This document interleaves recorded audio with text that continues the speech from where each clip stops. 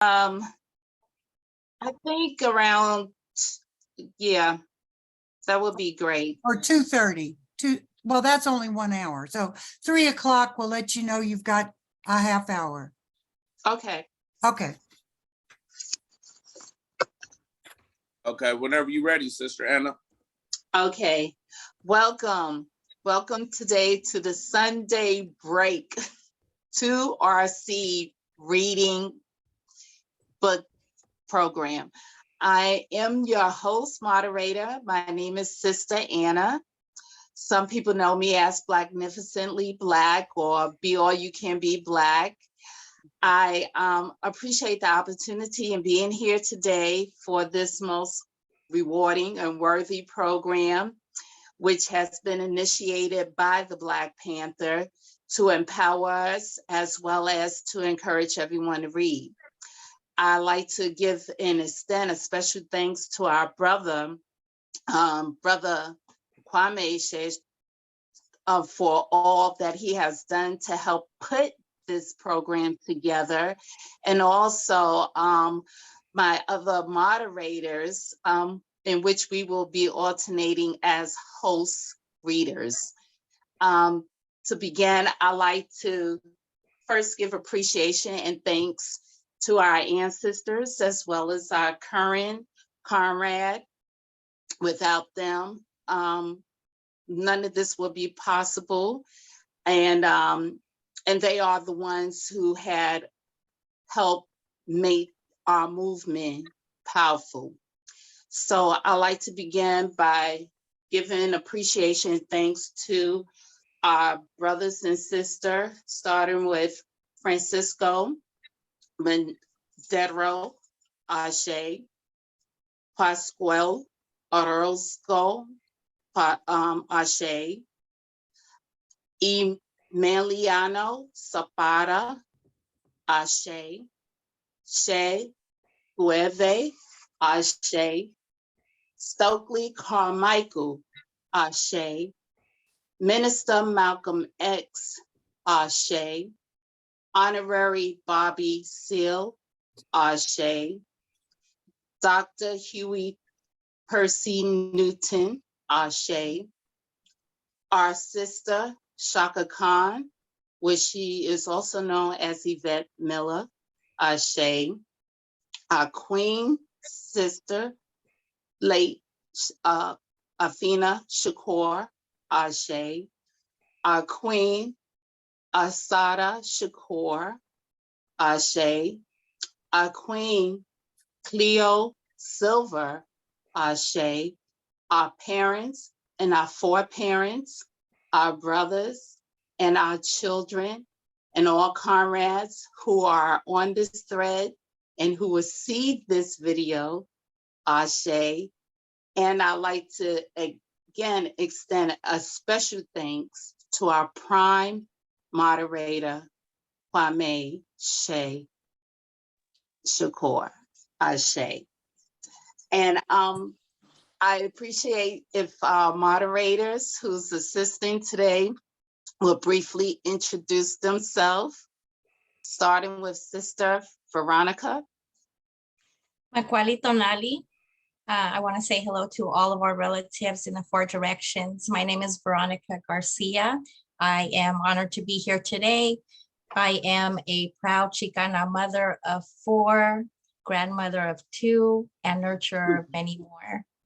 I am also a member of NASO under the leadership of our comrade Elder Hy Thurman, and I am also the state chair for the Partido de la Raza Unida for the state of Texas, and also a proud supporter of the Brown Berets. I'm honored to be here, and I am here to serve. Oh, Black Power, Black Power. Now, I would like for our sister Leslie, would you please introduce yourself?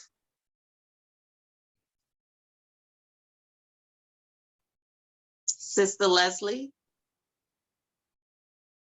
Okay. I think she stepped She's away on mute. I see, I'm sorry. That's okay. Well, I've been on the planet for 76 years. And I've been a revolutionary since I was 16 years old. It's when I first became involved because I was so angry at things that had happened to me, but it transferred into the society as a whole. So I've been, when I was in my early 20s, well, I started out in the civil rights movement. I belonged to CORE when I was 16. And then I got into the Communist Labor Party, which was, I started out in California. I grew up out there. And I was with the League of Revolutionaries for New America till recently. And they kind of went off as supporters of the Democratic Party. So I am a revolutionary. I'm consistently a revolutionary. We have a committee here in Chicago called the Chicago Committee for a New Society. We put out the Neighborhood News, which is a revolutionary newspaper for our community. And my husband and I sort of stepped into the role of being the editor for the Second Rainbow Coalition newspaper. So I'm here to serve and be hopefully a helpful part of things. I just wanted to shout out to my mentor, who's now, gone to the ancestors, was Nelson Peary. And he was a proletarian intellectual. He was a very much a working class man, but he studied and knew, looked at the real world to determine how we should proceed. So the other people that there are a lot of people I admire, all people that you mentioned, but in addition, another one of my heroes is John Brown. Oh, yes. Great abolitionist and example to us all. So yeah, I think that, I'm a mom, I'm a grandma now for three. I've got 3 kids, and you said you have 4, Veronica. I was like, yeah. Well, mine are all grown, thank heavens. And so it is for my children and my grandchildren. I think that I've gone through any number of trials and tribulations, but because they are in my heart, and I expand really from them to all of the children that are out there and need us in a world that's on the brink of disaster, perhaps. So yeah, that's enough. Well, I thank you. And I have to give props to both of your ladies because I'm a mom of one. One is enough. She's a grown adult. She has a family. And I just appreciate, her strength and, her drive, to be the only child. And I'm very proud of her as far as being a businesswoman. And I'm also a grandmother of 2, a boy and a girl. One is 11, one is 8. And I tell you, I spoil them every chance that I get. And I'm just so blessed to have them.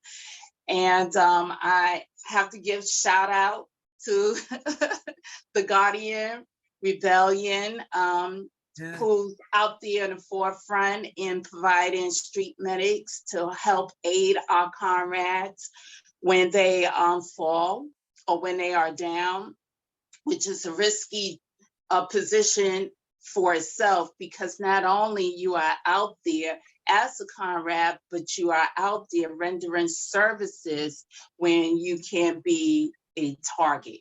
So I have to especially show a lot of appreciation in the work that they do, that is part of their professional skills, and extending those professional skills to help the people in the movement. Also, I have to give a shout out to the First People Coalition, where it involves all of us getting together and continuing the blueprint that has been written, has been told, has been laid down for us to carry on in the movement, and also to the Second Rainbow Coalition that have given us the opportunity to present this worthy book read before you today. So to begin with, I just want to review that Brother Kwame had us to be introduced to a number of people that we see as character in his life, from his friends or childhood friends by the name of Brains, Harry, Cheese, AK. We cannot forget Uncle Bobby and his love, his first love, Peaches. Brother Kwame had presented some valuable points from that chapter, where he mentioned what is the guiding principle. And one thing he has said is to always abandon the vehicle you are in quickly as possible. Once you establish enough distance, you try to maneuver them as far as people or who are, could be your adversary on foot, so you try to make and put yourself one step ahead of the game. And this is what carried him in his life. And he also had mentioned about how he viewed crime, where according to the condition he was faced, it's a form of temporary way to obtain short-term and long-term goals as a realistically as possible, as a form of social mobility. Also, he had indicated the distinction of how lower class of this capitalist society propel us to find ourselves pitted against each other, to what amounts to as the last analysis of crumbs. So we try to grab anything that we can, where it's more of a me generation instead of us coming together and helping one another. And with the movement, we can come together and see that, I can't exceed unless, I have my brothers and sisters right there, and show less of a division. And one thing I could say, which I can left that particular chapter, is finding and defining what is the ultimate purpose of life. So briefly, I find the ultimate purpose of life is to get rid of what's happening to us, and that is racism. It's been a battle that we've been fighting for years, especially during the 1960s. And it's more about what can we do tangible to overcome racism, which we had one time encountered one another at one point in our lives or more. And one thing I have to say, what got me involved in the movement is, of course, the type of education that we are receiving based on geographical location, from zip code, redlining, also how we are being profiled as individuals from law enforcement, and also have to work very hard in obtaining success or climbing up the rank in our position. So I just want to raise that point just briefly to each or anybody. How do you find, or what do you find as the ultimate purpose of life? Anybody is interested in answering that?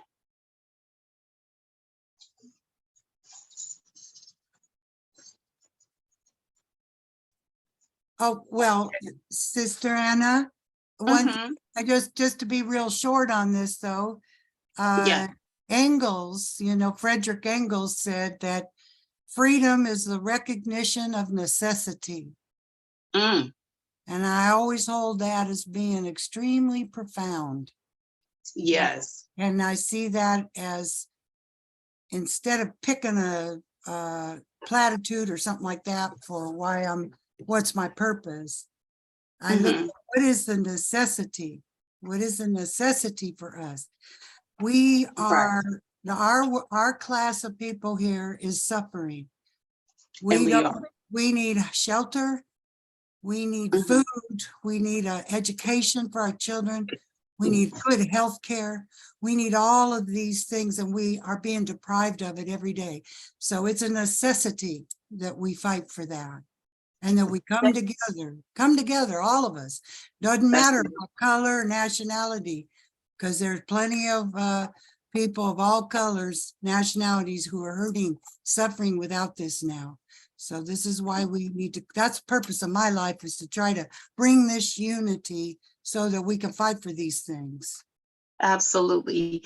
And that's exactly what our brother Kwame had mentioned, where it also make us to evaluate our faith, which is part of what is the whole significance of life itself, why we are here.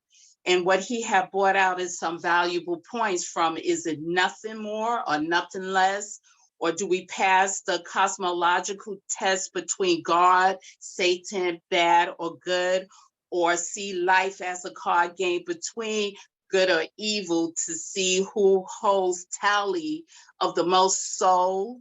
Or based on what we know, Brother Kwame, as his government name is Dayon, being told that he has the choice. And when you are faced with a certain amount of conditions that's limited and restricted, then you have to ask yourself, what kind of choice? What kind of choice do you have where it is to be a willing participant in this game in which we call life? So right now we're going to go into chapter 1 regarding his earliest childhood memories, in which consists of 5 pages, and each one of us are going to read the front and the back, ending with the last sentence, and we're going to welcome our members to participate from the audience, and then have our moderator to read as well. Okay. I was born to Ruth Mae Miller and Bruce Leroy Miller on January 2nd, 1979 at 11:55 p.m. 5 minutes more, I would have to change my date of birth to another day. I was born Dayon Mikhail Miller. I got the name Dayon because my dad liked D names. So when he saw Rayon on his shirt, he simply changed the R to a D to come up with my first name. My mom told me when I was born, I was so red and wrinkled that I looked like an Oscar Mayer wiener. Thus is how I got my first nickname, Wiener. It would become a moniker that I would come to really despise as I grew to view it as emasculating.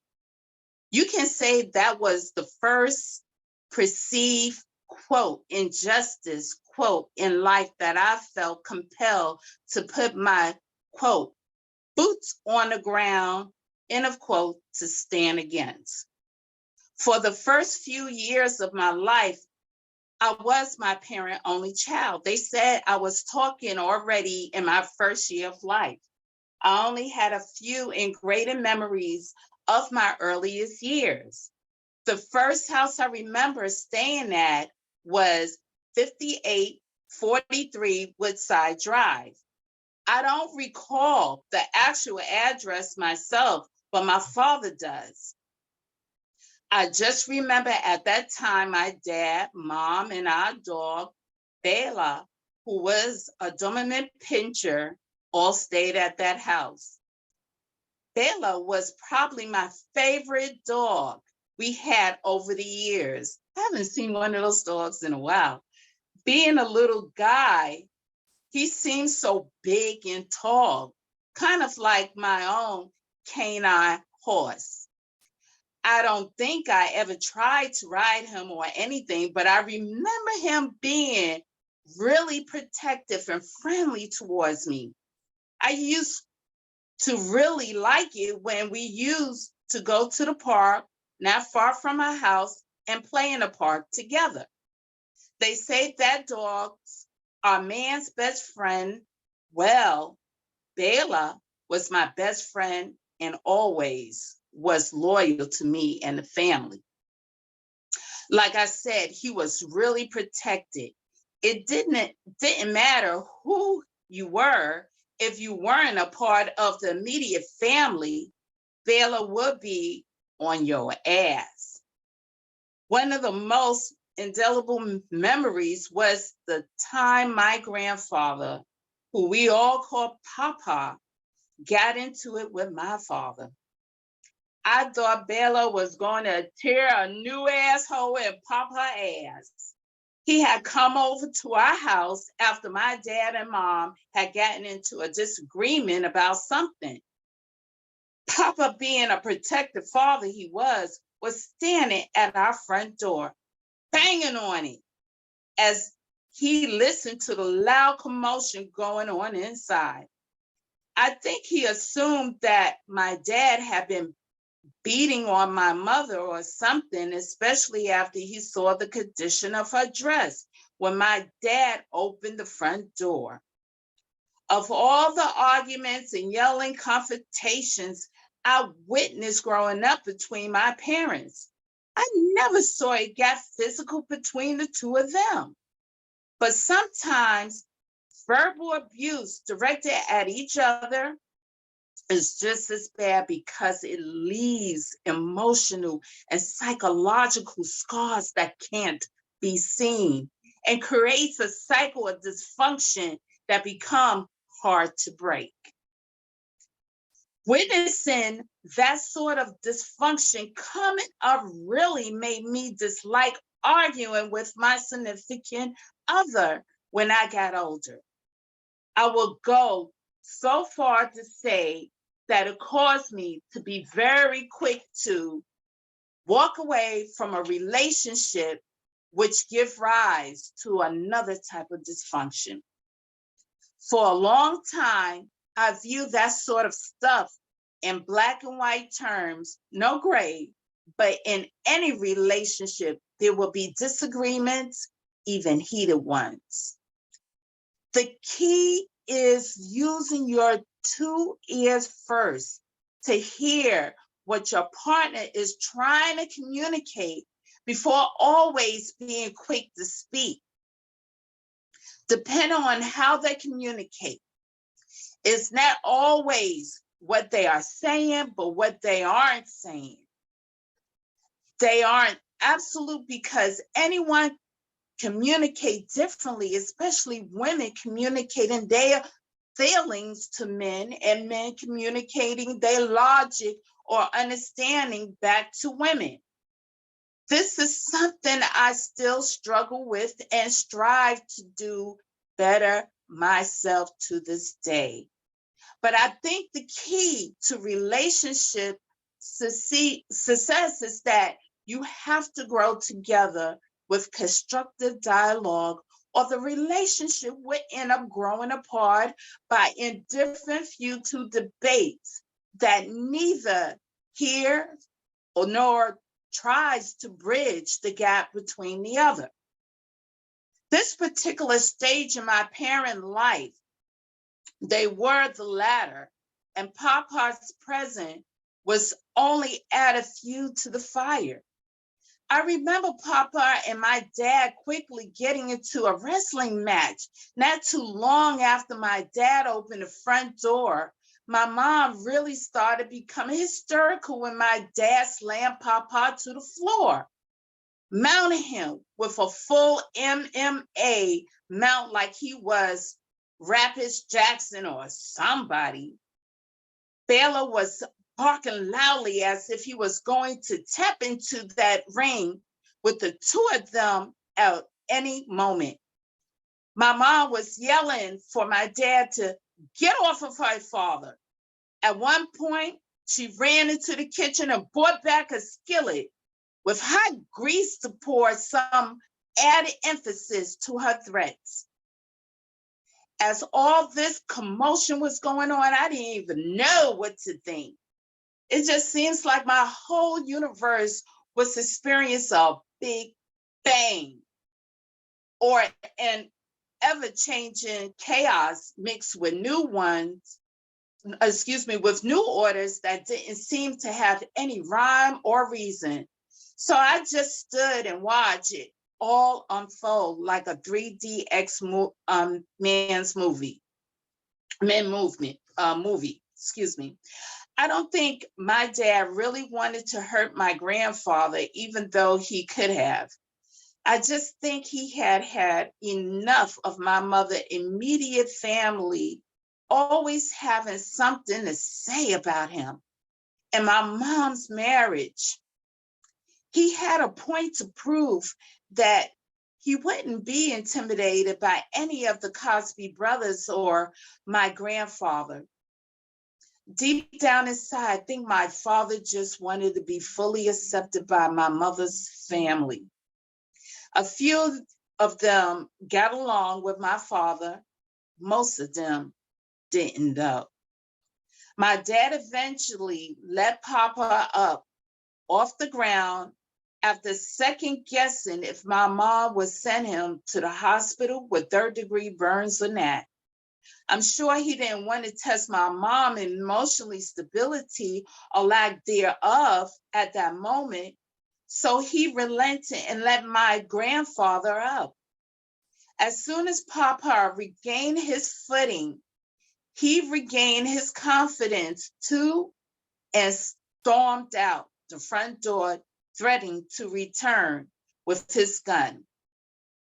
I can recall thinking that Grandpa was going to his truck and was going to come back and blow my dad's head off. I would be lying if I said I wasn't scared as fuck for my dad or even myself. I didn't know if I could get hit with a stray bullet or what. It seems like every minute was an hour as I watched for Papa to return. When we heard him jump into the truck and heard his tires squeaking down the street, I was relieved. When a whole day passed without hearing his truck return, only then did I fully relax. But I realized as I got older that there was always a level of hostility between my mother's side of the family and my father. It became all the more apparent to me, and where some of it derived from when I reached my adult years. I started off life as a father's boy who can say, after that Muhammad Ali George Foreman title match between Papa and my dad really became bigger than life to me. I was so tired to the hit to him early in life that I can remember the first time I had to go to daycare and be away from my parents. I said, parents, but you can say my dad even more so. There was a daycare center that the United Methodist Church ran about 2 minutes away from our house on Woodside Drive. It was literally up this hill and sat on this property on Grandview Drive. So I would like for one of our members to continue on page 19 from the day. And if you can read the front and back of the page, would you be interested, Jack? Oh, well, that Jack is me, Leslie. Oh, I- I'm Okay. I'm sorry, this computer comes from my job. Like when they Oh, got okay. ready to update, I begged for it and got it.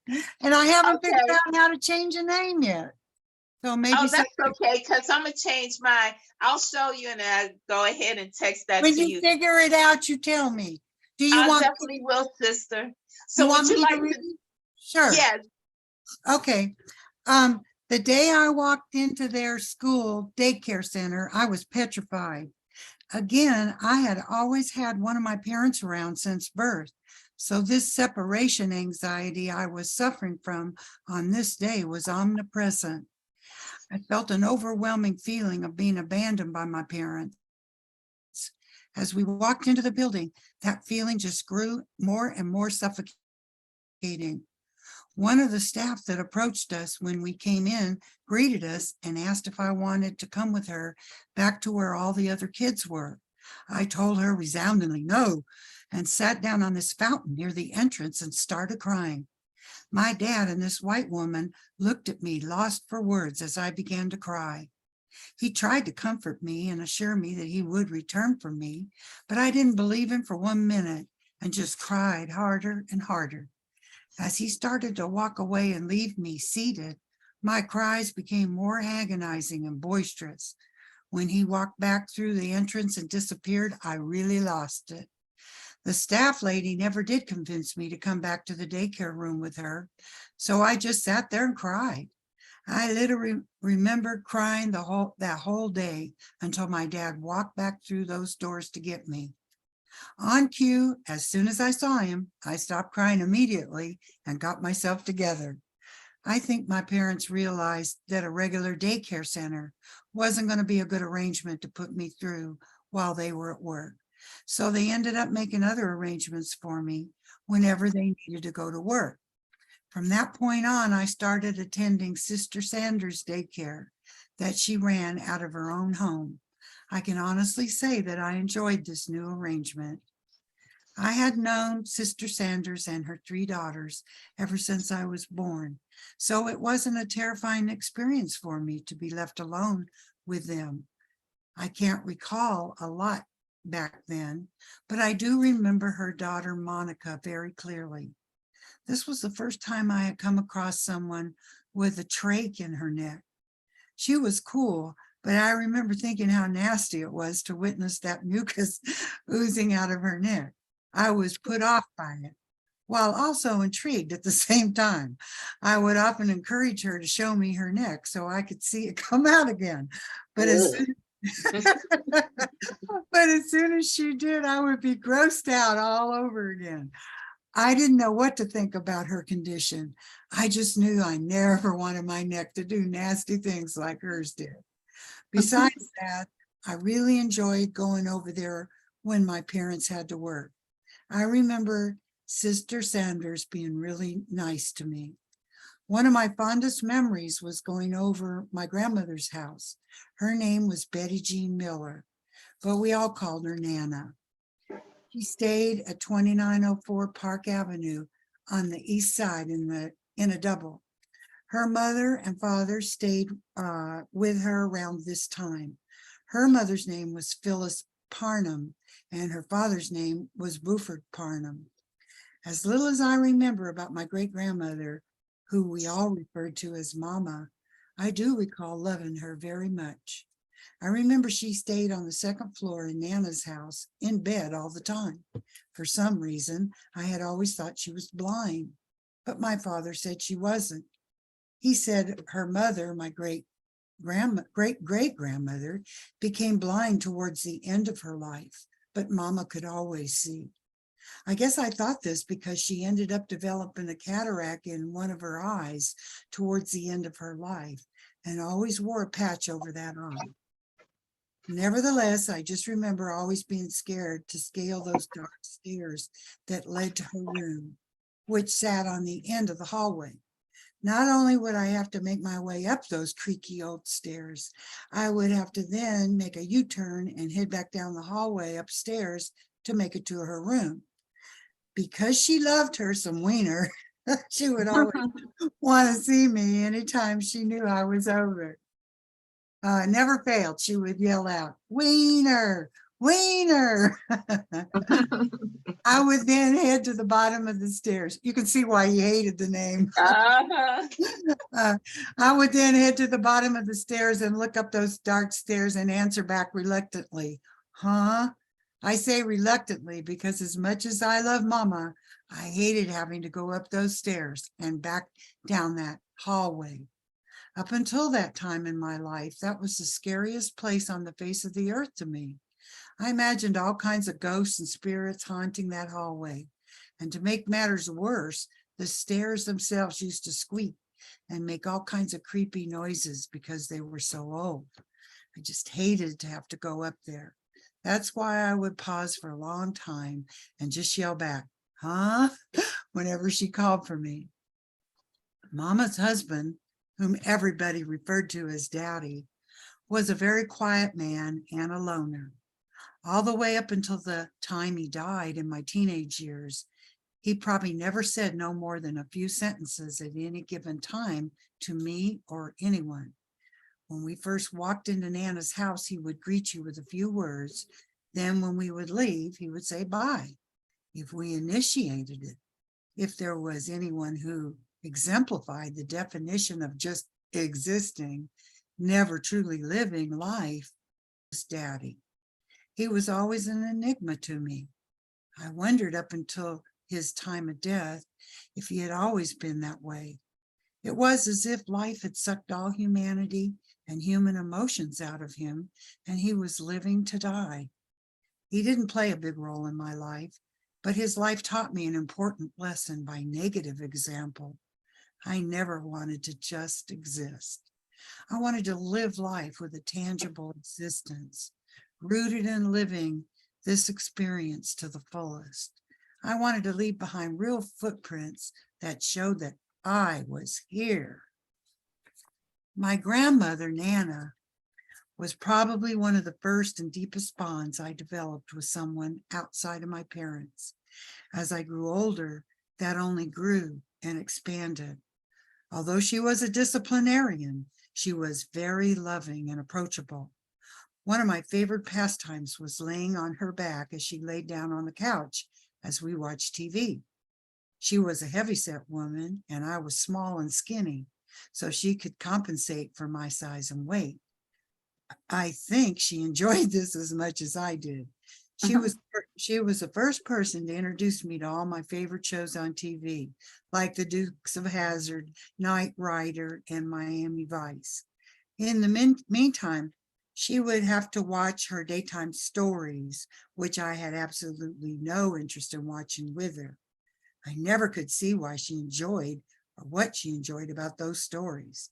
It was way too slow in the development of the plots, and I just wasn't interested in watching these white people that I couldn't identify with get into these love affairs and all the complex middle-class issues they focused on.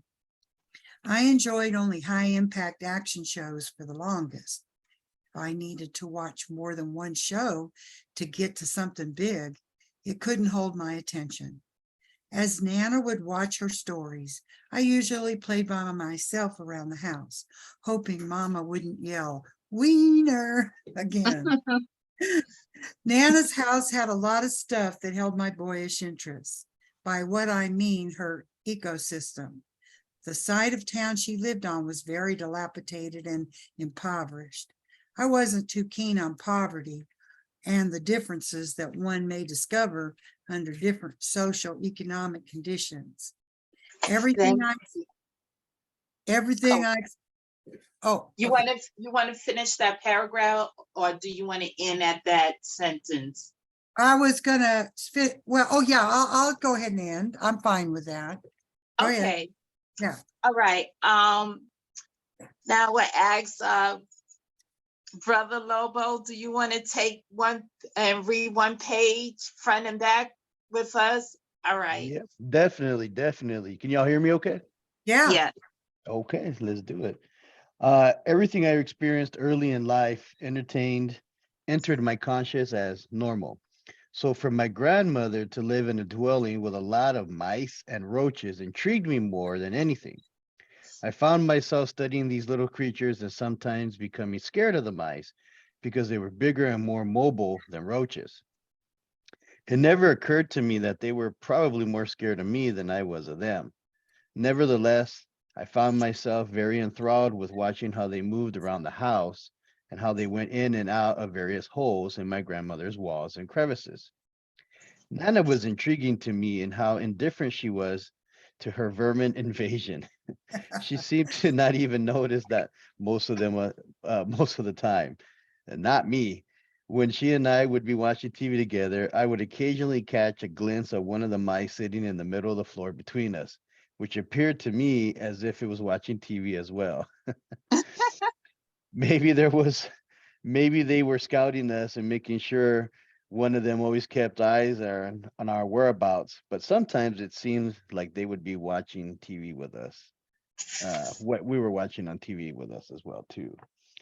Whenever I wasn't stomping my foot at a mouse or playing outside when I got older, it was a good chance that I was sticking needles in roaches and watching them squirm on it. Something akin to what Vlad the Impaler used to do to terrorize the invaders to his kingdom. I think most boys did very sadistic shit to lesser creatures like that, never thinking twice about it. I guess whenever one thinks they're superior to another form of existence, it's easy to be sadistic and cruel. That Mhm. is, this is a very integral ingredient on how on a higher level the institutionalization of white supremacy works in dehumanizing other ethnicities. In practice, you don't need people to even directly indoctrinate you with the belief of white people are allegedly superior to other people, especially black people. The more this consciousness is subtle and tactically understood as a child would tacitly assume we are superior to other animals and things in our ecosystems, the more effective the dehumanization would be carried out in a practice. It becomes second nature as it is to a child whose social and physical environment inform them suggestively. The indifference of my grandmother to the presence of the vermin in her house and her manner of moving around the house as if the rodents and roaches exist was invisible and unimportant, suggestively informed me that we were superior to those vermin and that their lives didn't matter. Years later, when I would start attending public schools, the same suggestive message was, directly and indirectly, conveyed to the whole student body. The only history that was relevant in the school curriculum was white American male history. The total neglect and indifference to the histories of other ethnicities, to women, even to all the other ethnic class histories of the people suggested that only white rich men's lives mattered. The silence of the silence or even the misinterpretation of all the other ethnic, sex, gender, and class histories socially conditioned the population other than rich white men to be viewed as less than or insignificant. This is one of the ways that white supremacy and capitalist class superiority was infused into the whole fabric of American society. Even during the times this wasn't explicitly carried out, the result of this social conditioning, directly and indirectly, reproduced a population of white people that embraced white supremacy and the class domination of the ruling capitalistic class, even in detriment to their own class interest. It compelled lower class whites to embrace their white oppressors as compatriots under the umbrella of identity politics. Their commonality of white skinness blinded them as they identified with people like George Washington, Thomas Jefferson, etc., while never seeing that these same rich white men viewed their class to a large extent as being invisible or even insignificant to them and their superior class. Nonetheless, this integral part of white supremacy was necessary for these rich white men to rule by using these social institutionalizations as a sophisticated tool of class domination over the very people who looked like them, while using them as allies in their class ethnic oppression of the other and more deeply invisible, insignificant peoples that made up the society. On the other hand, for Black people and lower class people other than white, it gave rise to a population who reproduced this suggestive recognition within their own communities. For the longest, Black people and disadvantaged minorities continually suffered from generation to generation of people who accepted their inferior status, if not consciously, implicitly. They rejected the need to understand their people's contribution to history. Instead, they too sought out the whitewash history of their oppressors while mimicking them in their words and deeds. To be successful in this socioeconomic matrix, it became the same as any rich white man. They strived to reach the pinnacle of what they came to view as the human standard of success, which always meant, in practice, to have the same luxuries as these rich white men, have the same opportunities, and even same world outlook as these rich white men. Unbeknownst to those who strived for this negated much of their own humanity, because white supremacy had never recognized the full humanity of anybody other than the rich white men, especially Black people and Black men, whom it had always viewed as invisible and insignificant in relation to their interests and their very existence. Like the vermin in my grandmother's house, our lives had never mattered when white supremacy, directly or indirectly, suggested that our existence was expendable and unworthy of respect in relation to theirs. Man, oh, do you want me to stop right there, sister? No, you go Okay. ahead. You can read the rest of the page and Okay. stop at me. Uh-huh. Okay, copy that. Man, if Bobby doesn't hurry up and bring his ass out here, I'm going to take this truck and leave, Jerry said. Those words swirled around and around in my young head as I tried to figure out how I was going to keep me and my brother Jason from being kidnapped by my Uncle Bobby's friend, Jerry. Out of all my uncles, all the nephews and nieces looked at our Uncle Bobby as somebody that was larger than life itself. He was the ultimate G, I, Joe, the supreme X-Men action figure, the baddest motherfucker alive to us. I never met anyone in my life who had more guns, knives, swords, Chinese stars, and war Wow. stories than our Uncle Bobby. Neither Bruce Leroy nor Pootie Tang had anything on our Uncle Bobby. Oh, you could go ahead. All right, sorry about that. My pages are sticky. Okay, here we go. All right. I had to be no more than 5 years old when this incident occurred. My brother was 2 years younger than me. I could tell he was terrified as I was, as we both sat in the front seat of my Uncle Bobby's pickup truck, listening to Jerry rat and rave. I'm tired of waiting on Bobby. He needs to hurry the fuck up, Jerry continued saying, as we listened as quietly as could be. Go tell Bobby to come on before I leave with him in his truck, he said, looking at me. I Thank hurried you. up. Oh, thank you. Yeah, of course, of course. I appreciate you being a participating member. Sister Veronica, are you able to read the next page front and back to the last sentence? We can't hear you. I think you on mute. Okay. Yes, I was Okay. on mute. I'm sorry, I had to step away for a second. Where did we drop off? Okay, we at the beginning of page Q23. I hurry up.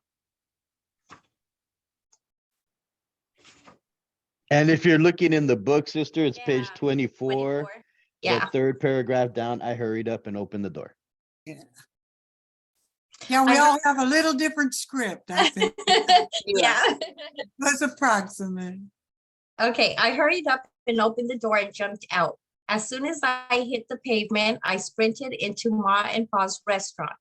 Ma and Pa's was a local takeout barbecue food joint around the corner from our house, located on 27th and Radar. Everyone in the neighborhood frequented this food joint since it was Black owned and had the best barbecue in the city if you asked us Westsiders. As soon as I laid eyes on my Uncle Bobby, I ran up to him and told him what Jerry had said, trying to convey the urgency of the matter to him with my eyes. I will be out in a minute, my uncle said dismissively, not realizing the precariousness of the situation me and my brother was in. Reluctantly, I turned back around and headed towards the exit, knowing that the messenger would pay the cost for the message I was delivering. I felt scared and defeated. I had imagined Uncle Bobby rushing out and checking Jerry immediately after I told him what he had said, but he had totally disregarded the harm we were in. It was clear to me and Jason that Jerry wasn't just talking. He meant every word dropping from his mouth. I had always been fearful of those guys who used to walk around our neighborhood all hours of the day drinking from those brown paper bags. I never knew what was in those bags, but it seemed like all of them were crazy zombies who transformed into the night of the living dead after a few sips of its contents. I would watch them from a distance, walking around, talking to themselves and saying the most obscene things to people as they walked or drove by.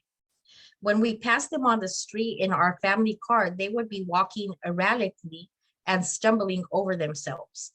It never seemed like they had a particular destination that they were headed to unless they were headed back to the store that sold everyone brown paper bags.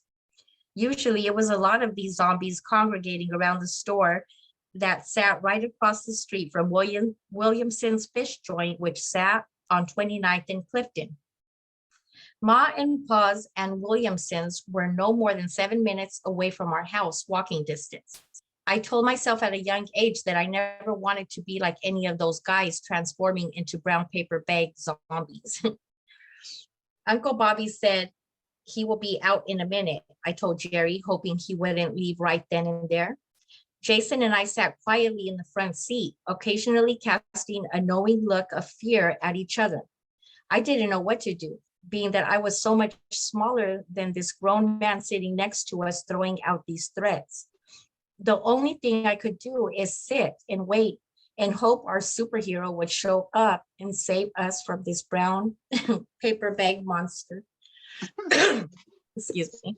I'm not sure why Jerry reacted the way he did, but after sitting there waiting a few more minutes, he abruptly snatched my brother up and threw him in the back seat of the pickup truck. My brother hit his head against the glass and immediately started crying. At this point, I thought I was going to be the next victim, so I tried my best to be as quiet as possible. I looked straight forward and tried to be as non-threatening to Jerry as could be.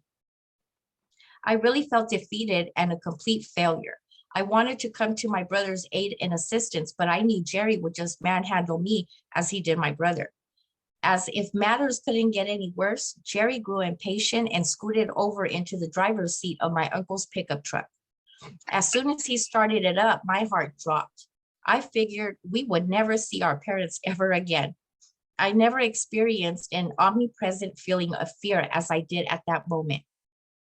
Just when I thought all hope was lost, my Uncle Bobby walked out of Ma and Pa's.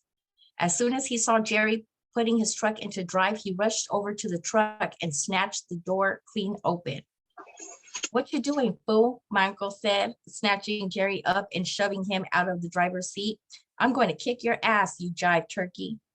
Jive turkey was one of those expressions I could hear my uncle say time and time again over the years growing up, especially when he was referring to somebody that he viewed with contempt. Speeding around the corner to a secluded dark spot in our neighborhood, my uncle hurriedly put his truck into park and jumped out. Reaching back in, he grabbed Jerry by the chest with both of his hands and pulled him out of the truck forcefully. I don't remember how bad he broke his foot off in Jerry's ass, but I do remember him kicking Jerry several times in his stomach. Jason and I watched and listened to the commotion in complete awe. This was the first time I witnessed a man get his ass beat like they had stolen something. The whole time Uncle Bobby was whooping his ass, he was talking to him too. "What was you thinking, you dumb fool? That you were going to take my truck with my nephews in there?" he said with the menacing growl. The whole time this is going on, I remember thinking that Uncle Bobby was the baddest man alive. I think my brother and I developed an even greater respect for him. If he wasn't larger than life before this incident for us both, he sure was afterwards. When we moved to 1028 West 28th Street, I was excited to be living next to Papa and Uncle Bobby. We stayed in the double next door to them. Around this time, my mom and dad had my baby sister, Nikki. I was overjoyed when she was born, for as far back as I can remember, I had always wanted a baby sister.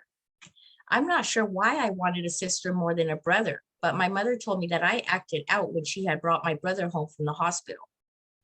I don't recall any of these memories myself. However, my mom repeated these stories about my younger years so many times to me that they seem as if they are my own memories now. When we were still living on Woodside Drive, she was allegedly pregnant with my sister Nikki.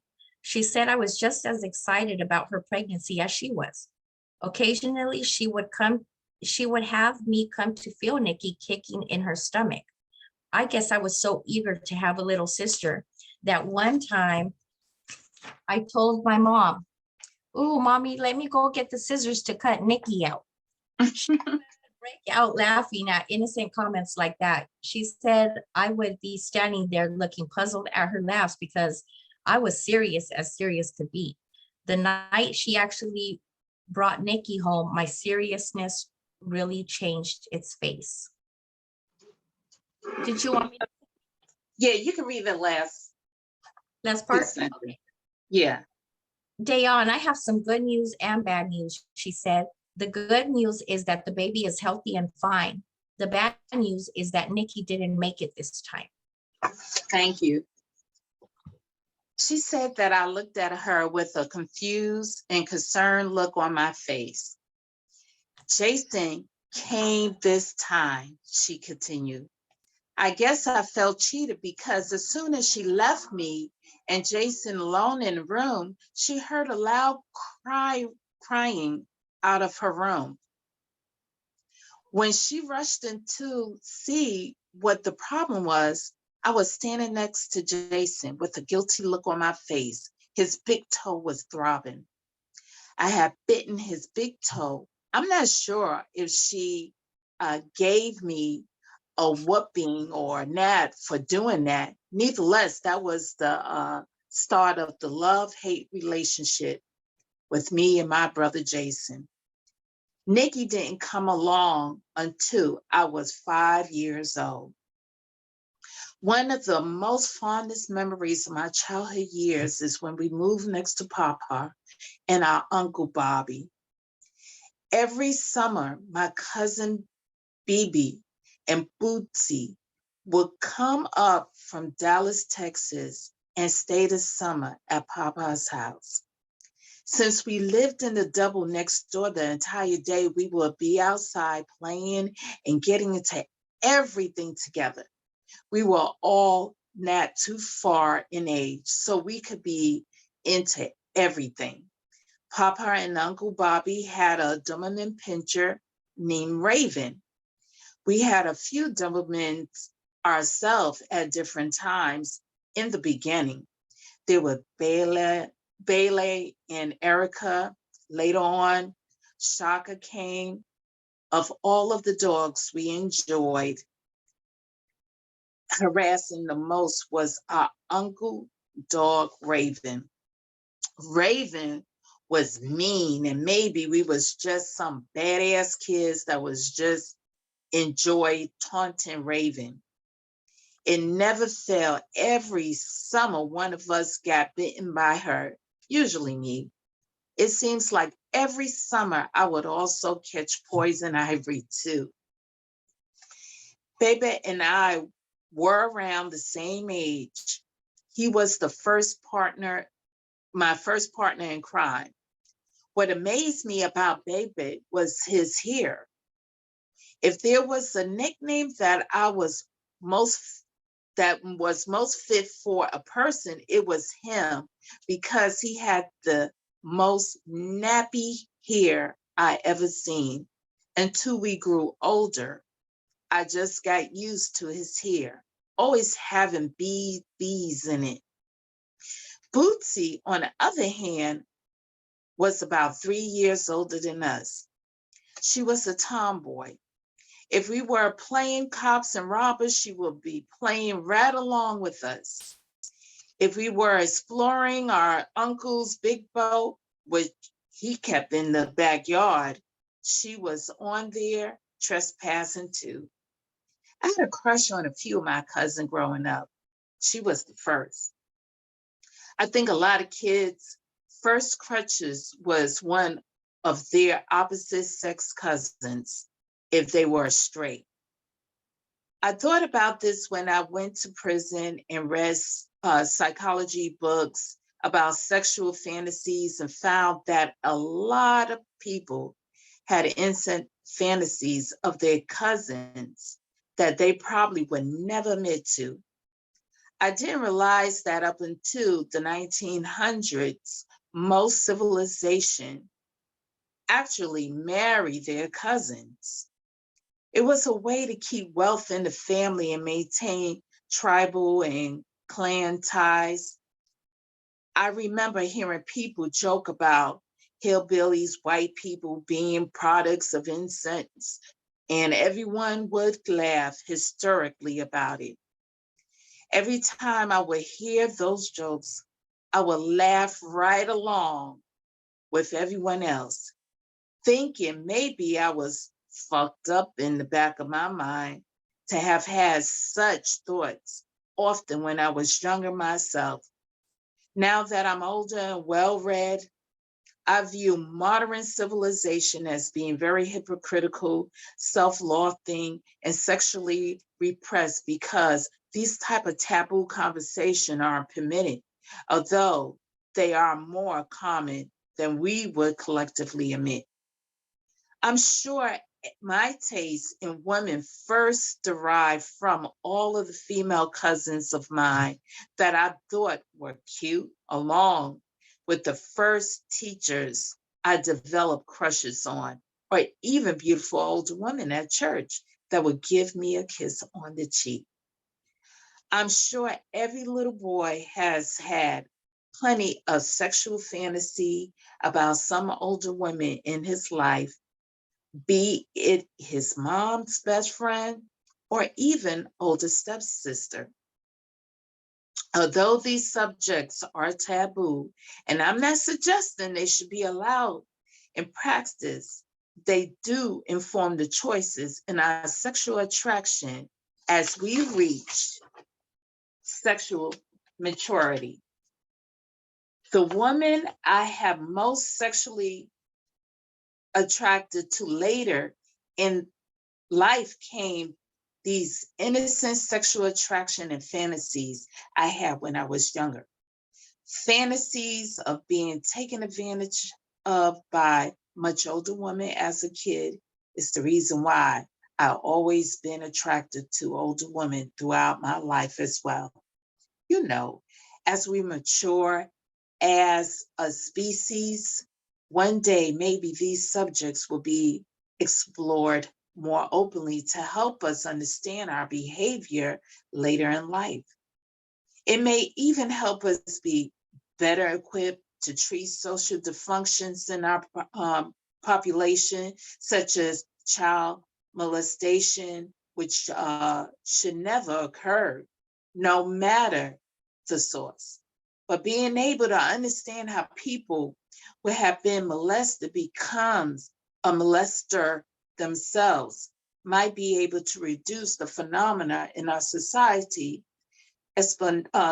Initially, we will have to address taboo subjects such as those to get to the root of things like child molestations and rape to be better capable of treating individuals before they actually become so.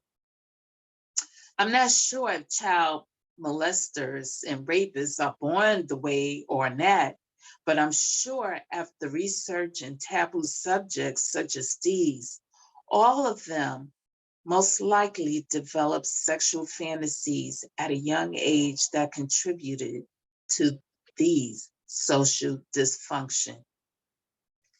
They just acted theirs out while for most of us, they stayed in the realm of sexual fantasies. Whenever my summers didn't involve us running wild with Bebe and Bootsy, I enjoyed the things when my older cousin, Ronnie and Carlos, would come over and play. They were a few years older than us, so me and Jason always tagged along with them. They used to get us into all kinds of trouble too, but seemed to never get caught for all of the shit they used to drag us into. I remember the time that we were playing on Uncle Bobby's boat in the backyard one summer. Again, Ronnie and Carlos were older than us. They were the leaders. They led me and Jason right into this ass whooping by Uncle Bobby. All I remember is Ronnie and Carlos saying that Uncle Bobby was coming. They darted off the boat and went and hid somewhere because the boat was pretty big and even had a cabinet on it. There were plenty of escape routes. While Jason and I were slow to get away and we got our asses handed to us that day, I recall Ronnie and Carlos suddenly reappearing from nowhere after Uncle Bobby beat the shit out of beat the shit out of me and Jason. We didn't tell on them, but I'm sure as hell had a look on my face as if to say, y'all motherfuckers ain't shit. You're acting like you ain't do shit, talking about, hey, Uncle Bobby, when it was y'all who suggested that we check out the cabinet on Uncle Bobby's boat, we never learned from experiences such as that either. If Ronnie and Carlos thought something would be cool to do, we tag right along and suffer the consequences for doing so with our asses. That's the end of chapter 1.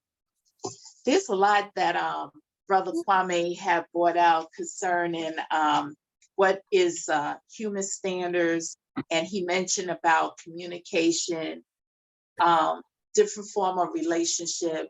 But one thing that stand out more is his family dynamics, the relationship between his papa and his father, where there was a form of competition and being appreciated, especially with his father. And his father have to show his worth. And I feel that his father was confronted with certain life circumstances in which the family find that it wasn't good enough for him. So my question is, which I want to bring to the floor, is there anything in this particular chapter that stand out to you in which you like to share in regard to your life experience? Also, the name Bootsy, that was my childhood nickname. They used to call me Hannah Bootsy. So I like As long to as return they everything to the didn't book. call you, as long as they didn't call you Wiener. I know, right? Oh my goodness! Now we're gonna tease them about that. So I like to turn this moment to the floor and ask if there's anything in this particular chapter that remind you of your childhood experience that you would like to share.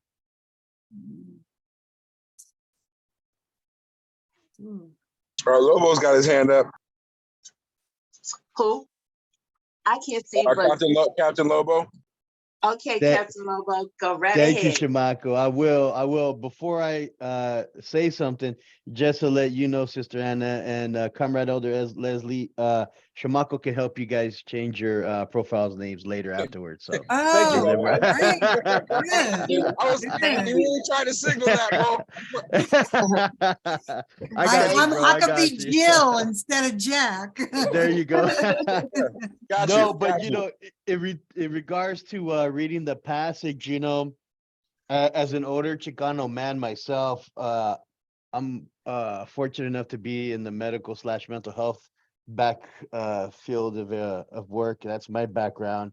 And just reading the passage where he was in the truck waiting for his uncle, man, I could just imagine the anxiety he had. And just me as a grown man reading it, I was like, you're not getting it, uncle. Like this weirdo is here. Like just the Uh-huh. anxiety. My God.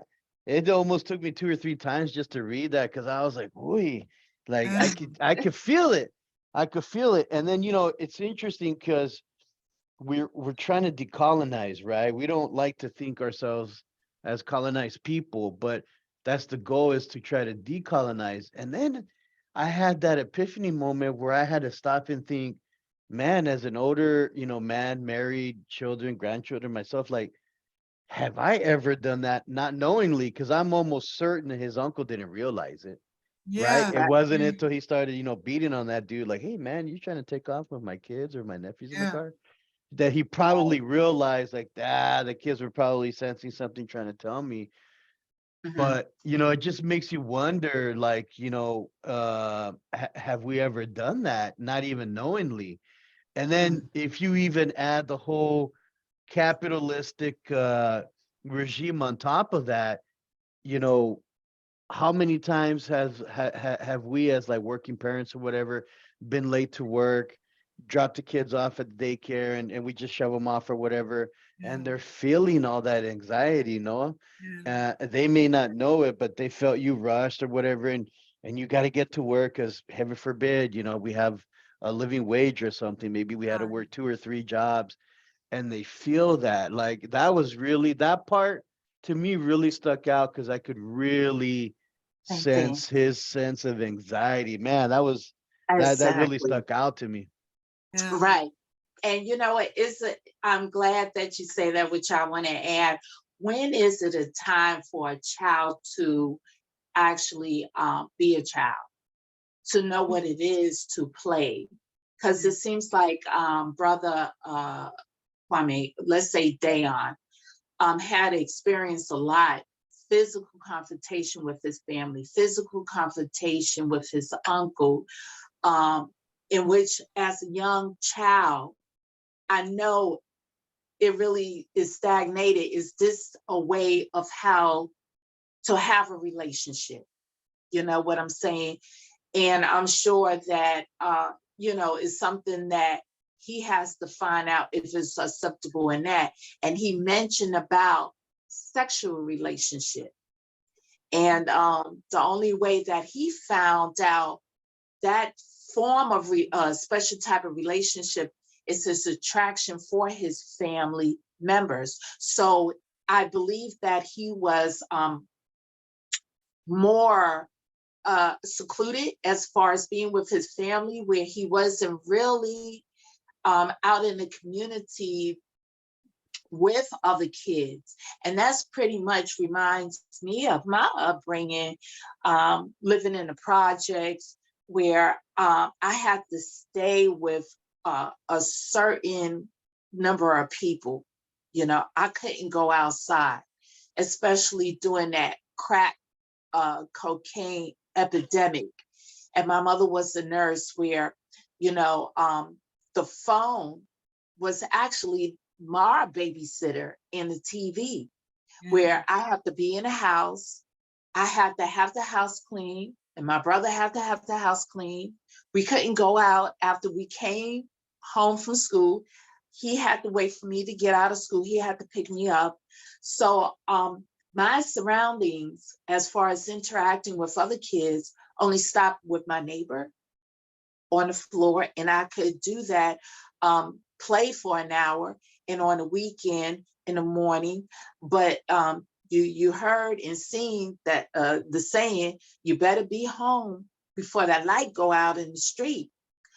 And the light was the hallway's light, unless my parents had went downstairs with me, because in the playground it was infested with crack cocaine vials, upsurging of gangs. And my parents was very protective, even though my dad was noted in the community as one of the greatest community activists, and they know him as Mr. Winston. You better give him a lot of respect. but it's that close knit where that was required out of the fear of what was vulnerable and evil in the street, you know. So everything I have to learn was within the family, in which Brother Dayon had mentioned in the chapter. So I want to ask our sisters, was there anything that stand out in the chapter that you feel comfortable and want to discuss?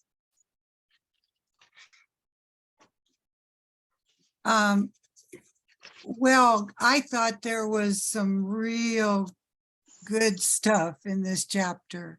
I mean, there was this interesting story told so well about his experiences as a kid. And I wondered if I could, sometimes I don't revisit mine.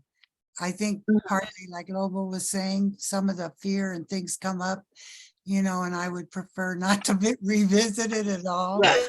But I thought that where he talked about school and what they were taught and how it influenced his thinking and how it influenced all the children's thinking. It's like we're all a victim of the way that our rulers have decided that we should be taught. And it hurts our class, you know, I mean, the white kids going along with the racism and thinking they're superior when they're not only not superior, but their whole ability to get what they need is dependent on understanding our similarities and the need to unify with each other. So right from the beginning, they try to fix it so we will not stand together.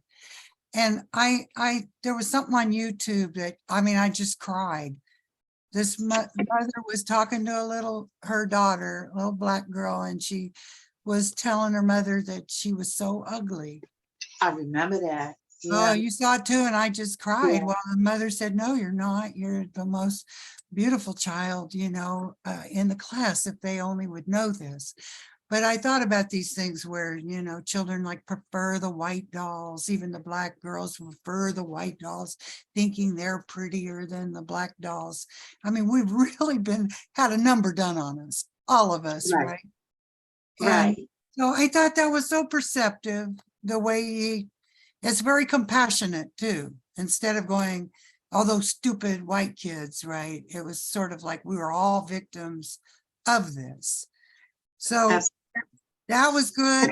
He has so much insight, doesn't he? I mean, the thing about the sexual stuff too, you know, all the repressions and stuff that we have in this society have caused so much grief, you know.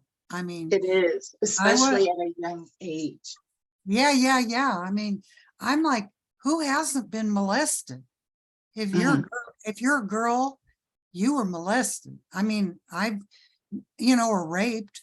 I mean, I very rarely meet women who will open up about this and not tell you that this happened to them. And thankfully, in my case, I was not molested by my father or any of my brothers, but I was terrorized by my father. Do you talk about fear? That's where my fear came from. We used to be afraid and hide when he came home from work because he hated what was happening to him and he would take it out on us. So, you know, all of us have been affected. I remember somebody telling me one time, when you had a society like, think back in slavery, when people, you know, white people were able to rape the black women and have children by them, and then they would sell their own children into slavery. Think about what that has done to the American psyche. You know, like it infiltrates the family and our inability to love. Besides wrecking things all the way down, right? When I look at these strife and the strife in this family, you know, it comes from the bigger things that they were all living under. Anyway. And I agree.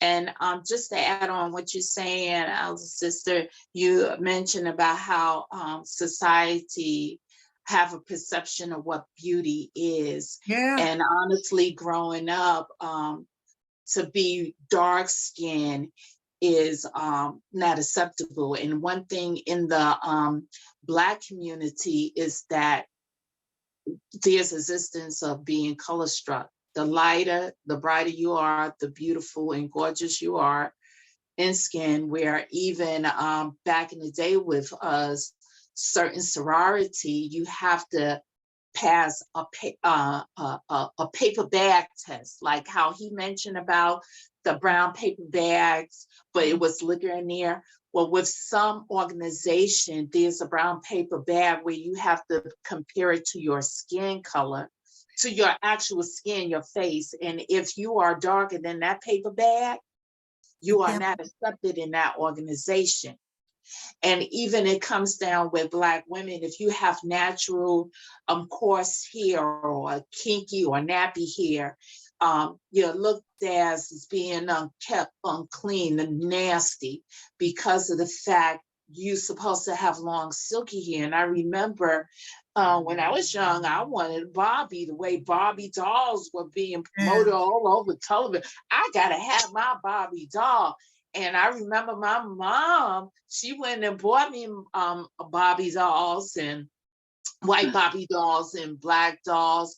And she took all my dolls and, you know, she had refunded them because I found all my Christmas stuff like 2 weeks before Christmas. But it always had been a stigma with Black girls back in the days of when I was young. You just find it so beautiful and acceptable of the blonde hair, blue eyes, very fair skin dolls, which we want to play with, and we wouldn't want to play with any other dolls that's close to our skin color. And this is what society even teaches today. What is beautiful? Is beauty being natural? But then again, you have beauty that is being turned around where you have to get those big butts, those hips, those lips, where guys are very attracted to.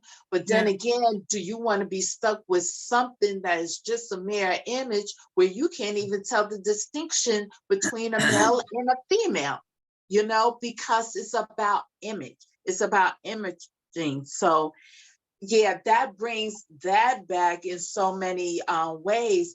And also you mentioned about sexual taboo, where my parents, they were extremely protective of me of being young. I was the middle child, but I was the only girl. And I have two brothers who treated me like I am their daughters, and we would get into fights. And it's because of my upbringing, being raised in Spanish Harlem.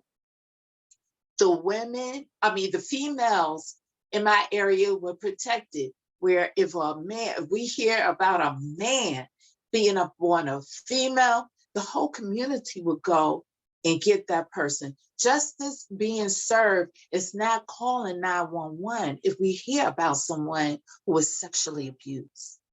911 is the men in the street, and the men in the building, and the men in our community, and the brothers, where we will go and get that predators, especially a predator against a young child.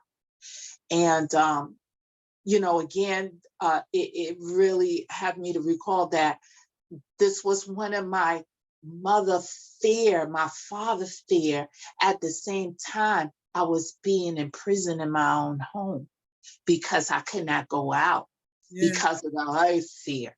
I don't want you to do this. And I had a grandmother where she was so strict, I could not chew gum out in the street, or she'll smack the gum out of my mouth.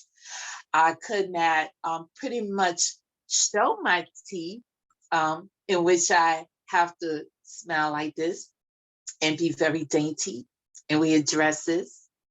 It was crazy. So it was like I was like a princess being a princess in a place where I was poor as hell. You know? was in a gilded cage. I have to appease everybody, but yet, it's like I did not know exactly what was out there in my own street, and I lived on the worst block in the worst building where crack had ravaged my community inside and out. But my mother and my dad always been protected.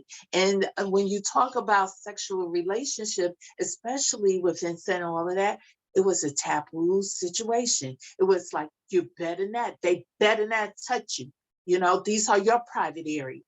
Nobody go near that except for a doctor. And that's when a doctor examine you, So it was pretty interesting what he brought out, even with Uncle Bobby, who I look at him, this character, as my dad. When it comes to his family, my father will, fight people, because he was the one brother to his two sisters he always had to protect.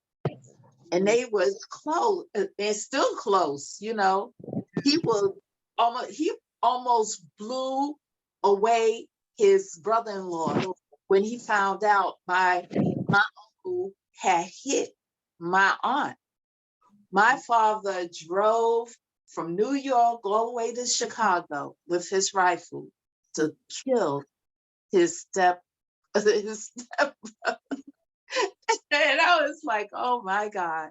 And I was hearing about that, but it took another family member to stop that. Because my father don't believe in a man hitting a woman, because he always had to be a protector. So Sister Veronica, is there anything in the chapter that stand out or you like to speak about? Yeah, and it's just a heads up, just after that, Brother Lobo had his hand up. Yeah, And then I was just gonna say Oh, that. I can't see it. So if you have your hand out, can you just raise it? You know what? I'll do that, but I would like to hear what Sister Veronica has to say, and then I'll say my piece later. Okay. Okay. Yeah, I'm on the computer as well, so I did see that. But thank you, Lobo. So I immediately, as soon as we started reading the chapter, it was funny to me because he talks about the east side and where this barbecue place was at and stuff. And as he's describing it, I just can't help but think of where I grew up, which is also the east side. But it was in Denver, and all the similarities, like I'm hearing even down to like 20-something street.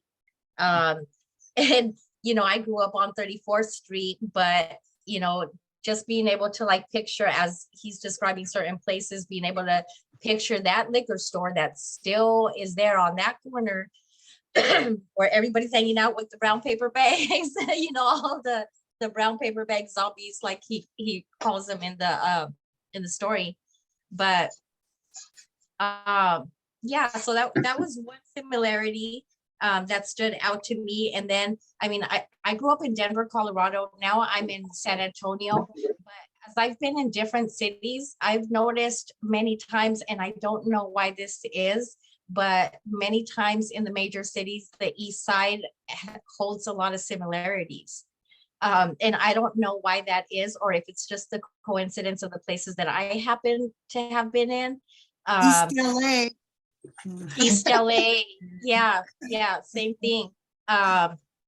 Just certain similarities, but I grew up in a neighborhood where it was predominantly Black and only a few Mexican families, which my family was one of. And so I can relate to a lot of the cultural stuff here. And I feel like I got the best of both of those worlds.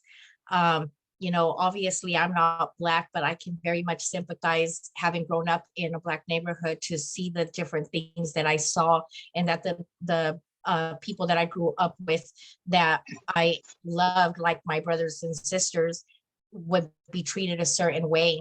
And so when I hear, us, talking about like the colorism, and the being darker or the being lighter, that too is also something in our culture, where we've kind of internalized that, the lighter you are, the prettier you are, and so I remember, and this is, I've always been kind of kind of different, as long as I can remember. I mean, just as young as 8, 9 years old, like looking at my siblings, who are, all 3 of them are darker than I am.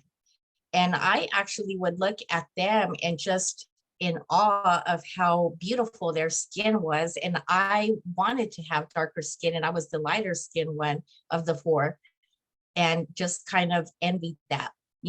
I felt like they had more indigenous features, and I loved it. It was something that it wasn't something necessarily ingrained in me, but it was something that at a very early age I was attracted to.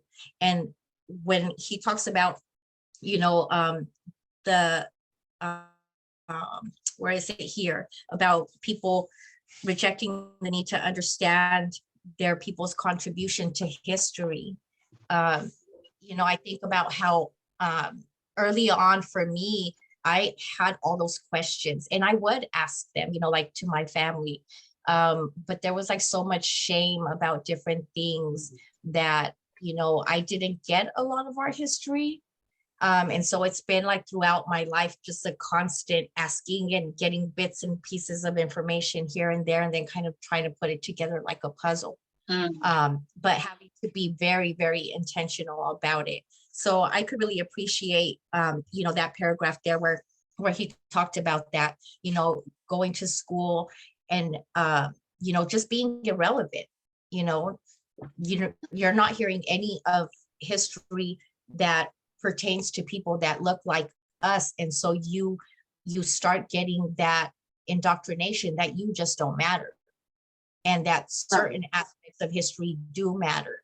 And so, again, like Brother Lobo was talking about with, decolonizing our minds, it's a decolonizing of every aspect of our life, and I don't think we ever really truly get to a point where we're completely decolonized, because we're still, kind of going against the grain every single day. So it's a constant, having to look at ourselves. But I really can appreciate how Brother Kwame paints the picture and takes you there, to a point, relate to it, So visual.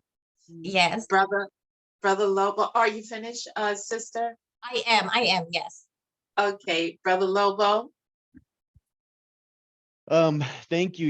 It's interesting because currently where I work, we're doing this thing called trauma informed care. So basically it's like how you talk to and how you help patients, and being trauma informed is understanding how their past experiences, and even science has said that like past memories and stuff is enclosed in DNA, right? How they came to be, their life story, their experiences makes them the person that they are today, whether they're seeking help or they're addicts or whatever, or they're like us trying to be revolutionaries and trying to decolonize, right? And the more that I look into and I research trauma informed care and trying to be a trauma informed person, I look for root issues on things, and I can't help to think that beauty standards and even things like colorism is male created. Even rape culture, I I highly doubt that women had anything to do with that. It's usually men of all colors that perpetuate the stigma of you have to look a certain way. And thankfully I have my 21-year-old that educates me a lot. And it's funny to think that you are a revolutionary and that you have this train of thought until, like maybe your 21-year-old will come and tell you, hey, just because I wear a mini falda, or how you say it, a skirt or high heels or whatever, doesn't, and I go to the club with my girls or my homegirls, doesn't mean that I'm looking for something. And I'm like, yeah, I know that, mija. And they're like, well, it's usually dudes your age, if not older, that are hitting on us, or younger guys that think we're there for a reason, and we just like to look a certain way and it makes us feel good.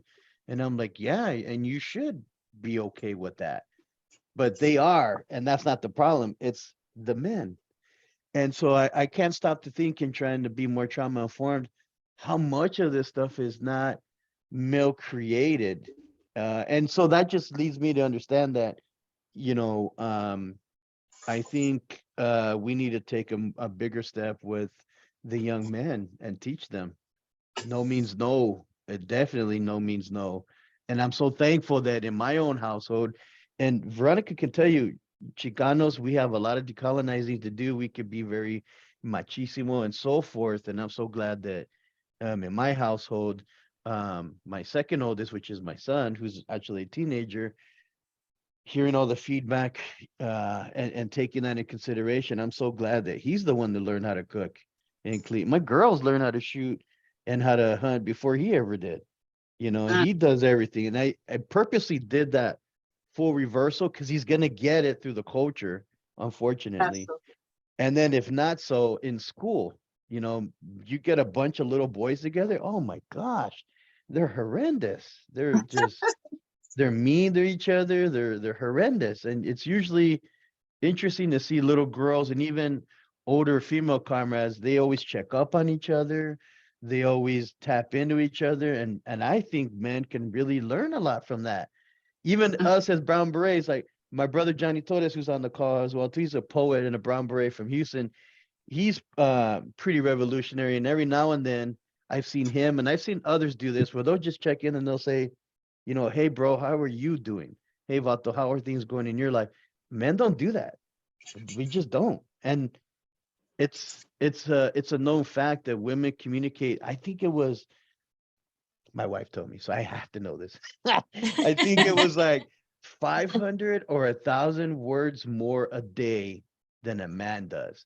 And I never have to guess where she's coming from or what she's doing, but she's always having to ask me, you know, certain things to get to the root cause of stuff because we don't communicate. Right, right. So we have to really ask ourselves, what is a normal society? Because in other culture, we may not find certain things acceptable where there are women in Namibia out in Africa is the western south of Africa.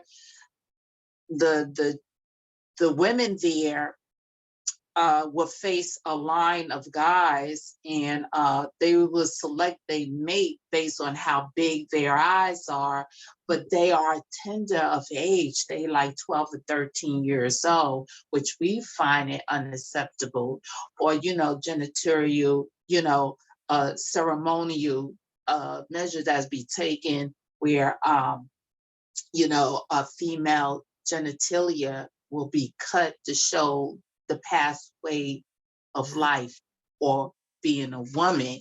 And it comes down to what Brother Kwame said concerning a form of communication.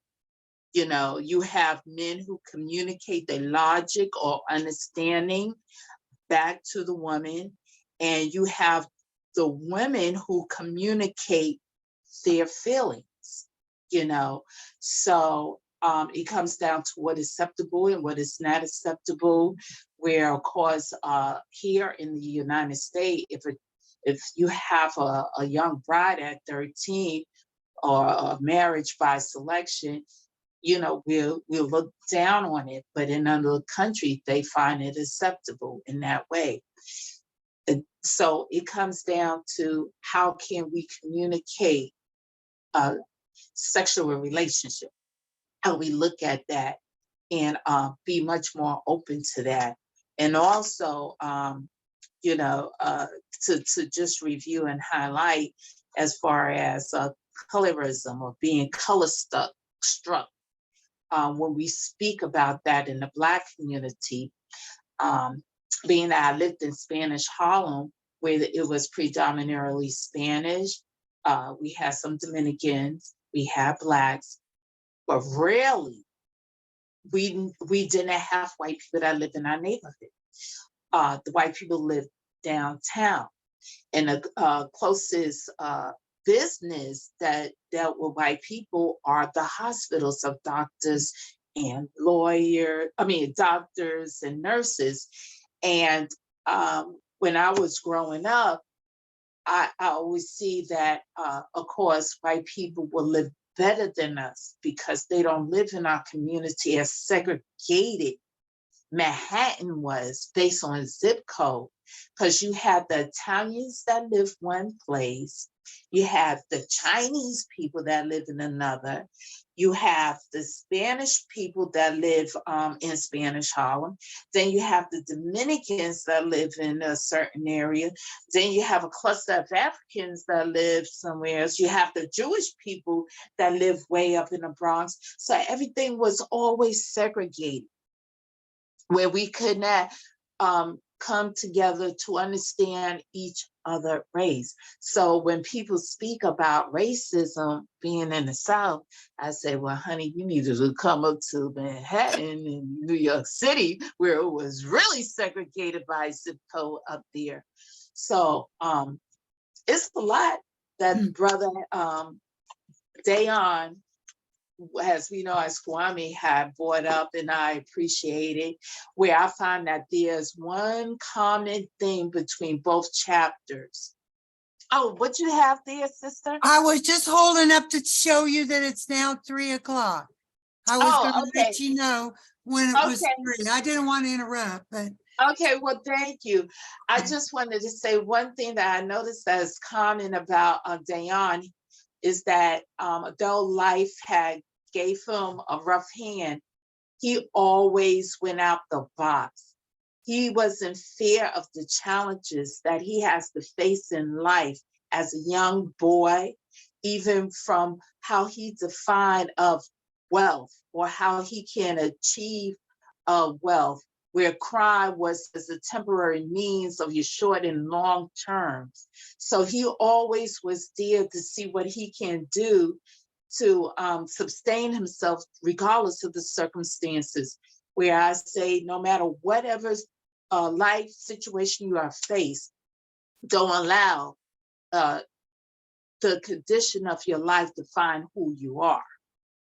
So to end this chapter, is there anything that anyone want to say, suggest, have a question or a concern about regarding chapter 1? All right.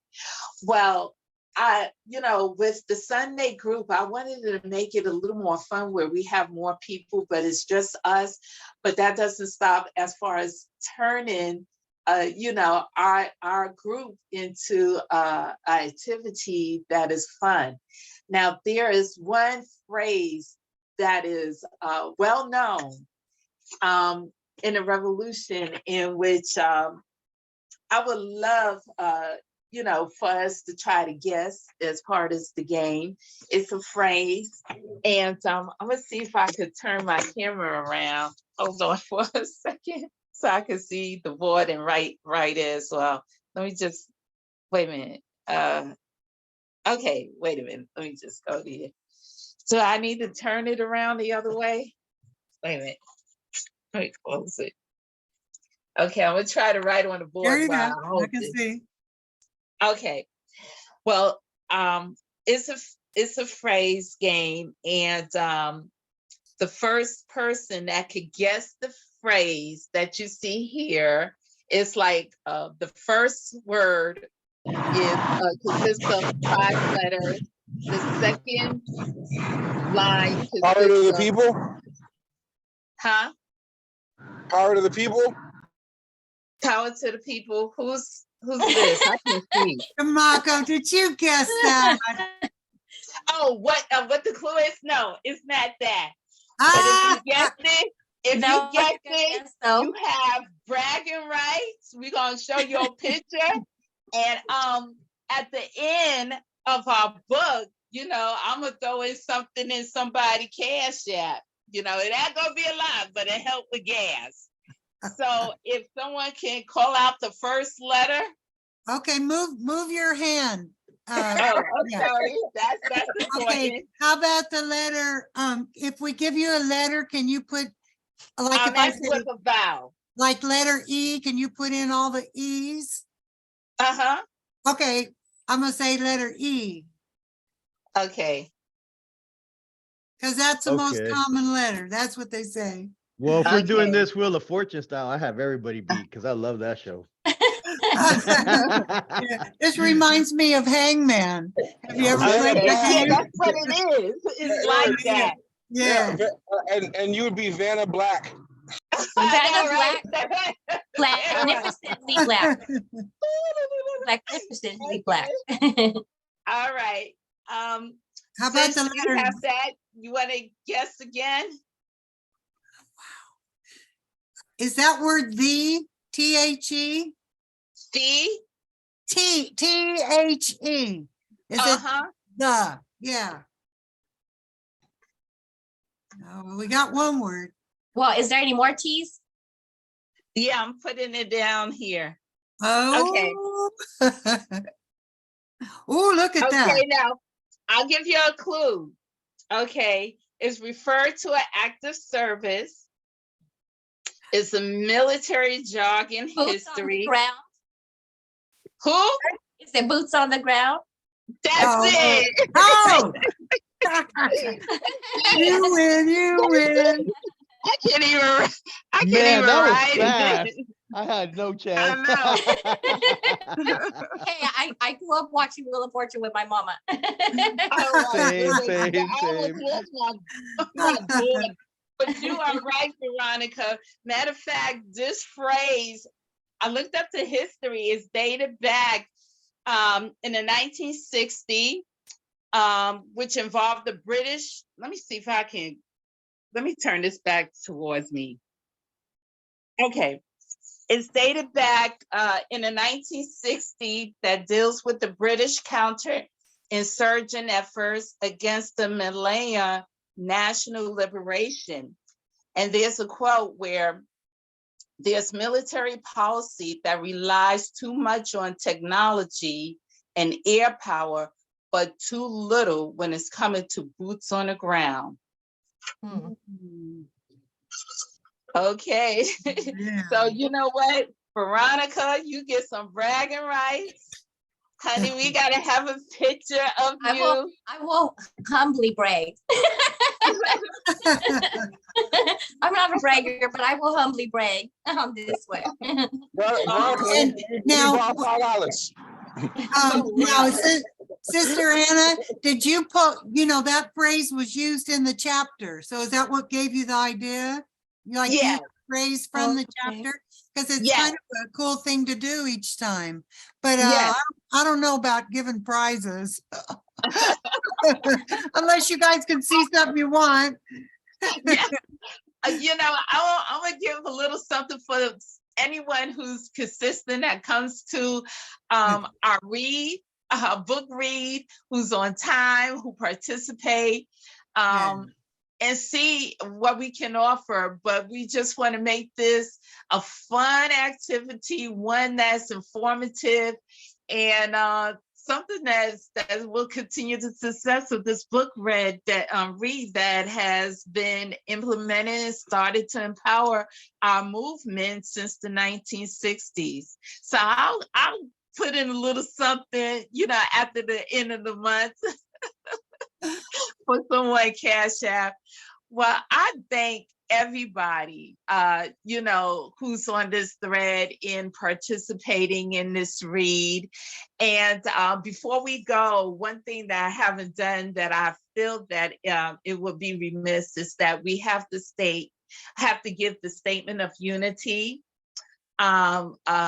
In regards to the Second Rainbow Coalition. So if somebody can read that, I can't read it because I don't have it in front of me, but if somebody can read that, I would appreciate it. Or what we will expect. Yes, go ahead, sister. Okay, I'll start with the preface. The U.S. was founded as a colonial settler state based upon white supremacy and slavery, stealing the lands of the indigenous nations, breaking every treaty made with them, and confining them to reservations or concentration camps.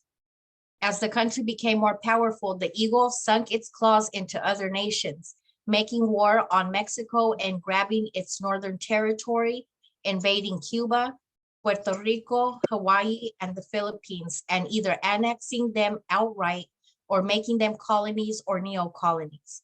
And in the 20th century, it became the major imperialist power in the world, exploiting both the people within its boundaries and those in every other country, bullying them with military interventions and robbing them of their right to self-determination.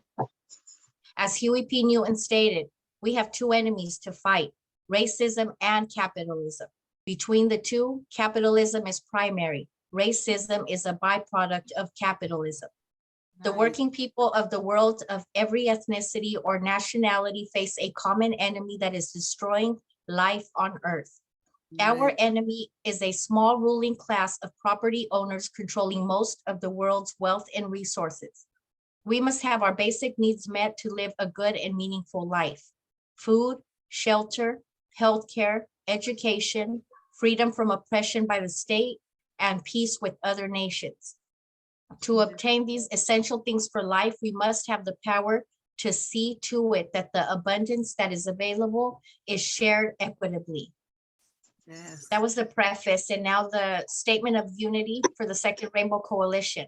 The legacy of the First Rainbow Coalition dates back to its founding on April 4th, 1969, by the original Black Panther Party, original Young Lords, and Young Patriots organization. A number of other organizations joined this coalition not too long afterwards, such as the American Indian Movement, the Brown Berets, Rising Up Angry, the Red Guards, and others. Since the founding of the United States, the masses have developed a number of popular movements that came together to fight back against this capitalist imperialist system in various ways around particular demands. Nevertheless, none had established a movement quite like the First Rainbow Coalition. This historic movement was the first of its kind that established a model of class struggle like no other. Its charismatic leader, Chairman Fred Hampton of the Illinois chapter of the original Black Panther Party, stated that at the end of the day, we weren't engaged in a race struggle. He said that it's a class struggle, goddammit. By uniting with the various oppressed ethnicities and masses, they were able to bridge the gap between the various ethnic communities that white supremacy had long sought to keep divided. This class solidarity equipped them with the material basis and class consciousness to see their common class condition. Therefore, the necessity to form a united front against their common class oppressor, the capitalist, imperialist ruling class. The ruling class viewed this as the greatest threat to their class rule, and subsequently, they used the entire repressive force of the state, which includes the police, courts, jails, prisons, and intelligence agencies, etc., in order to crush this emerging revolutionary socialist movement. We refounded the Rainbow Coalition on May 14, 2021, with the intent of upholding the legacy of the original Rainbow Coalition. We believe that this historic example is the model for the united front that will best serve our class liberation. By upholding the 10-point program of the original Black Panther Party, which was subsequently adopted and later expanded by the original Young Lords, Young Patriots organization, and all other original Rainbow Coalition members, we establish our programmatic unity. The 6 disciplinary rules that we uphold ties all organizations in our coalition to a common professional discipline. History has bestowed upon our generation a common class mission to fulfill. The representatives of the capitalist imperialist ruling class, represented by the Democratic Party and the Republican Party, cannot liberate us. It is their class intention and interest to uphold our common class oppression. Therefore, it is only we, the oppressed masses of all ethnicities and nationalities, who must build the necessary class solidarity, class consciousness, organizational structures, and the united front that will ultimately liberate ourselves. This is what the Second Rainbow Coalition is committed to. This is the historic mission we intend to fulfill. Dare to struggle, dare to win. All power to the people, boots on the ground. Absolutely, absolutely. Oh, So I really appreciate that, sister.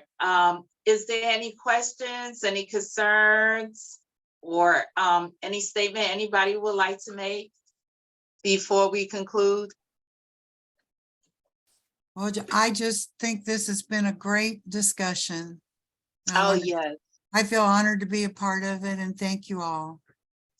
I appreciate everybody. Sister Veronica, if you can send me a picture of you, I'm gonna brag you of guessing the word phrase right here. So, and put it right there on social media with your permission, of course. And I just want to say one thing. I want to leave you all with this one poem. It's by author Charles Swindoll, and it's called Attitude. I don't know if you have heard of it, but it goes like this. The longer I live, the more I realize the impact of attitude on life. Attitude to me is more important than education, than money, than circumstances, than failures, than successes, than what other people think or say or do. It is more important than appearances, giftedness, or skill. It will make or break a company, a church, a home, a formation, and even an organization. But the remarkable thing is, we have a choice every day regarding the attitude we will embrace for that day, which Dayon, Brother Kwame, had introduced us in chapter 1 and 2. And that is, we cannot change our past. We cannot change the fact that people will act in a certain way. We cannot change the inevitable of things that happen, from Dayon having to run for his life, where his life was almost taken, to growing up and seeing a lot in his young life as a young man or as a young boy. But the only thing as people, as revolutionary and comrades, we can do is play on the one string we have, and that is our attitude. So right now on this day, I see that I am convinced that life is 10% what happens to me and 90% how I react to it. And so it is with you, Brother Lobo, Sister Veronica, and Sister Leslie, and Brother Shamako. We are in charge of our attitudes. Right. Okay. Thank you, comrade. I thank y'all. I look forward to our next read will be tomorrow. That will be led by our brother Lobo and his group. So I'm going to count down unless somebody wants to say something before we depart. Well, just that next week, I get to do what you did today, right? Yes. And I have my board here if you want to do the word phrase. I'm going to do it. I'll make up one for my ear. I've got an artist in the family. He can make me a chart. Right. That is so good. Okay, so I'm gonna do a 5 countdown, and then we're gonna leave the meeting. Okay. 5, 4, 4, 3, 3, 2, 1. All power. All power to the people. All power to the the people. people.